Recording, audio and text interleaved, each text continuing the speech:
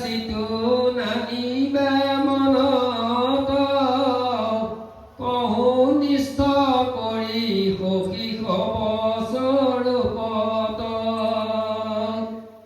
হেনবা বুলিবা মিছা ভাওনা বচন মহামিত্ৰ বংশ কৰ হেন লক্ষণ।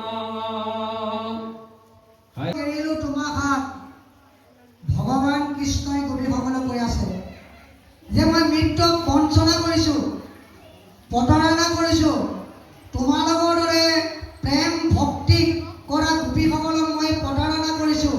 মই সোনকালে আহিম বুলি কৈ বহু দিনৰ মূৰত তোমালোকৰ ওচৰলৈ আহিছো।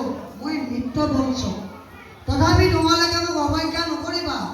ভগৱান কৃষ্ণই কৈছে যে মই মৃত্যু বঞ্চক এৰিলো তোমাক হাত নকৰিবা হেনভাৱে অৱজ্ঞা আমাক, তথাপি তোমালোকে আমাক অৱজ্ঞা নকৰিবা। ইটো শংকা কদাচিতো নানিবা মনত, তোমালোকে সংশয় নানিবা, সংশয় নকৰিবা। কহু নিষ্ঠ কৰি সখী স্বৰূপত, তোমালোকক মই সত্য কৰি কওঁ শুনা। হেনবা বুলিবা মিছা ভাওনা বচন মহামিত্ৰ প্ৰবঞ্চ কৰে হেনয় লক্ষণ। সাক্ষাতে এৰিয়া গলো আৰু কৰা শান্ত্ৰ শুনা সখী কব আবে ইহাৰ সিদ্ধান্ত।